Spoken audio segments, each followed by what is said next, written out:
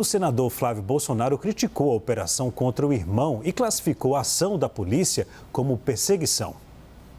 Sabendo mais cedo, surpreendido, porque uma pessoa que não tem patrimônio, eu acho que há um excesso ali, uma perseguição desenfreada, pessoas procurando pelo em ovo atrás de fatos que não existem, para tentar manter o sobrenome Bolsonaro em evidência de forma negativa. Então, eu lamento que isso tudo esteja acontecendo. E eu espero que tudo esclareça o mais rápido possível, porque eu tenho certeza que o Renan não fez absolutamente nada de errado. Clarissa, conversando hoje com aliados do ex-presidente Jair Bolsonaro, essa foi a palavra, perseguição com a família. Essa tem sido a palavra toda vez que aparece uma denúncia envolvendo o ex-presidente Jair Bolsonaro ou seus familiares. Sempre o discurso é uma perseguição, há uma operação para tentar prejudicar Jair Bolsonaro e é só por isso que essas denúncias estão surgindo. Esse é sempre o discurso, de que a denúncia das joias é esvaziada, de que denúncia de rachadinha era esvaziado e por aí vai. Eu acho que isso é da natureza do bolsonarismo, é da estratégia bolsonarista. Isso é parte de uma orientação, um movimento para manter a base histórica mais aguerrida do ex-presidente Jair Bolsonaro mobilizada. É parte do jogo político do qual o bolsonarismo sempre se alimentou. Eu acredito que os elementos estão colocados, há sim indícios que justificam que se olhe para Jair Renan, mas eu acho que a própria investigação nesse momento não o trata como uma peça central num esquema de venda de armas, senão teria executado um mandado de prisão também ali, não fez isso. É um mandado de busca, mas ele estava de fato associado a uma pessoa que cometeu crimes na visão da justiça. Então, infelizmente, foi ele que se colocou nessa situação. Então, não dá para falar em perseguição quando o Jair Renan foi sócio dessa figura, perdão, até nem lembrei o nome dele mais, Maciel Alves. Maciel Alves. Ele se associou a essa pessoa, então ele se colocou nessa situação. Não acho que há perseguição, ele abriu a porta para ser investigado. Agora, o discurso da perseguição é da estratégia bolsonarista, cada vez mais. E a cada vez que vier uma denúncia nova, o discurso vai ser de mais perseguição para prejudicar Jair Bolsonaro. É uma forma de manter a sua base mobilizada. Hélio, na sua avaliação.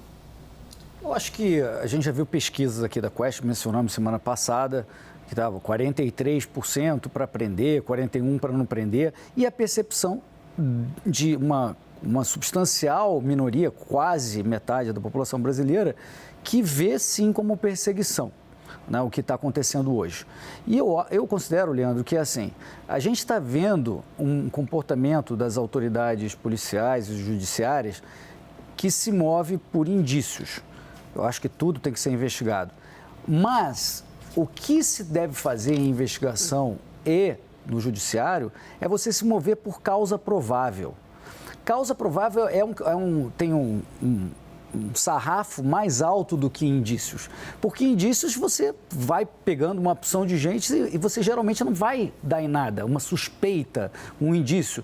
Causa provável é um indício concreto, uma suspeita concreta, um princípio de evidência de cometimento de crime. E se há, de forma mais generalizada, um comportamento de que busca indício, puxa esse novelo, faz pescaria probatória, quebrando o sigilo e sai buscando outras coisas, é inevitável que a percepção da população seja de perseguição, que é o que está refletido nas pesquisas. Conrado, eu conversei com os aliados do ex-presidente Jair Bolsonaro que disseram exatamente isso, a fala do filho, um dos filhos, o Flávio Bolsonaro. Disseram que o caso aí, o cabeça que a própria investigação, a Polícia Federal cita, é o Maciel Alves, que está investigado. Mas colocaram o filho, segundo fontes, do ex-presidente Jair Bolsonaro, para poder tentar mostrar aí o nome da família na mídia. Essa foi a informação. E um detalhe que uma das fontes me falou foi que o apartamento, por sinal, do próprio o Renan, agora, esse apartamento pertence ao ex-presidente Jair Bolsonaro. O apartamento lá de Brasília. Qual a sua leitura em relação à fala do senador Flávio Bolsonaro? Esse apartamento e vários outros imóveis, né, Leandro? Eles têm bastante imóveis. Acho que o que a gente está discutindo aqui, no geral, e esse eu acho que é o debate de fundo, é o cumprimento do devido processo legal. E a Clarissa está chamando a atenção para um ponto que é, se há suspeitas, é necessário investigar. É claro, por ser filho de um ex-presidente da República, a coisa ganha muito mais repercussão. E o que o Hélio está pontuando é que essas investigações não podem ter abusos. Então, eu acho que assim, a gente está aqui numa bancada, num programa em que nós estamos discutindo o que importa nessa história, né? Trazendo os elementos que importam, que é o cumprimento do devido processo legal. A Clarissa citou o caso GameCorp, de um dos filhos do presidente Luiz Inácio Lula da Silva.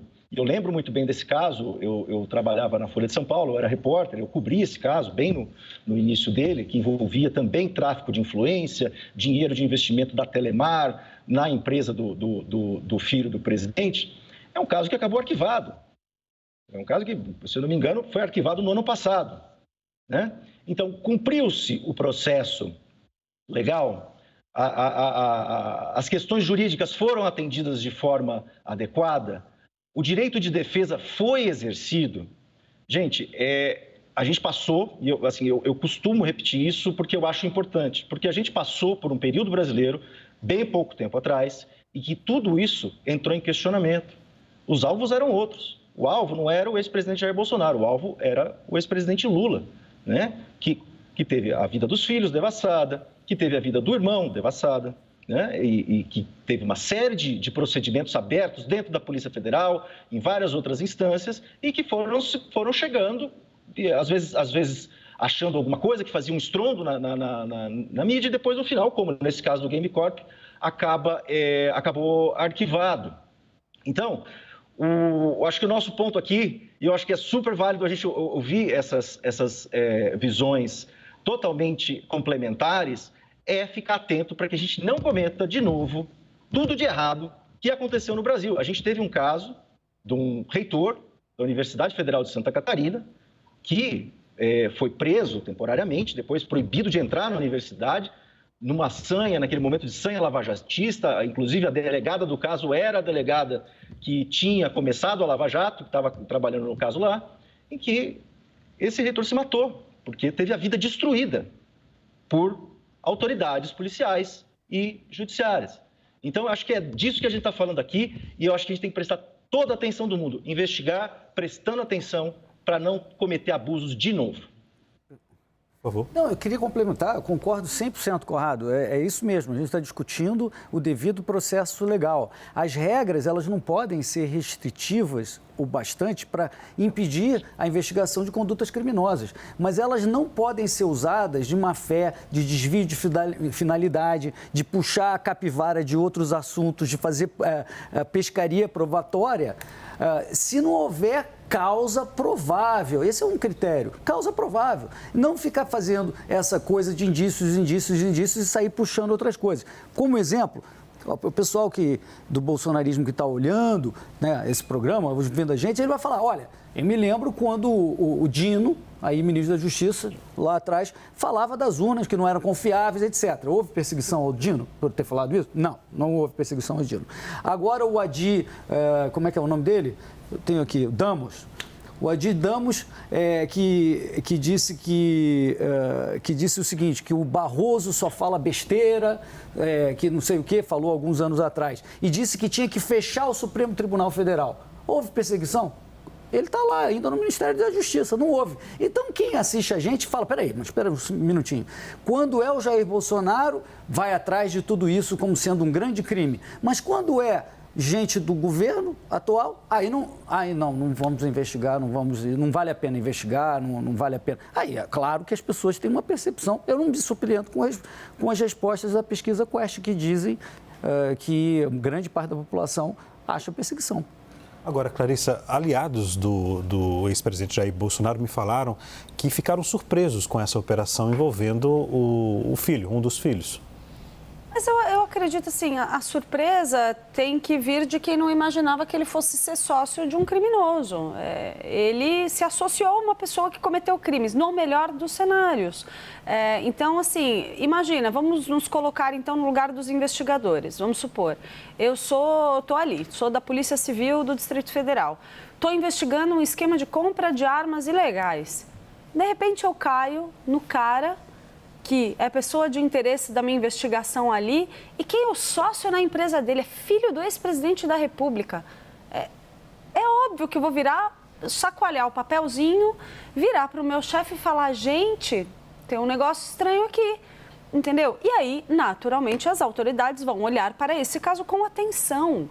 É da natureza do processo. Você tem uma pessoa importante envolvida numa investigação, vai atrair atenções da imprensa, de outros políticos, adversários de Jair Bolsonaro. Então, dizerem que eles ficaram surpresos eles tinham que ter ficado não com a operação, com o fato de o filho de um presidente da República se associar a um criminoso. É isso que tem que surpreender. O que eu acho incrível é que a surpresa vem com a investigação, não com a suspeita que está em volta. Não estou dizendo aqui que tenha indício, Jair Renan é um criminoso. Não é isso que eu estou dizendo. Mas a gente tem recorrentemente maracutaias acontecendo em volta da família Bolsonaro. São muitos casos, gente. Dizer que é tudo perseguição, que é tudo invenção, é atribuir a quem diz muita criatividade. Eu acho o seguinte, neste caso, Jair Renan está sendo investigado ou é alvo de um mandado de busca e apreensão porque ele foi sócio de uma empresa, de uma pessoa acusada de fazer um esquema de armas ilegais. Ele foi sócio dessa pessoa. Se eu me associar agora, abrir uma empresa com um político condenado por corrupção, possivelmente eu vou ser investigada em algum momento também. Então, assim, são escolhas que se faz na vida. Acho que Jair Renan é a sua própria pessoa. Ele é maior de idade, ele toma suas decisões. Ele tomou a decisão de abrir uma empresa com uma pessoa que acabou cometendo crimes ou está sendo investigada pelo cometimento de crimes. Ele vai ter que arcar com as consequências disso. Pode ser que ele seja inocente, pode ser que as investigações avancem e mostrem o resultado final.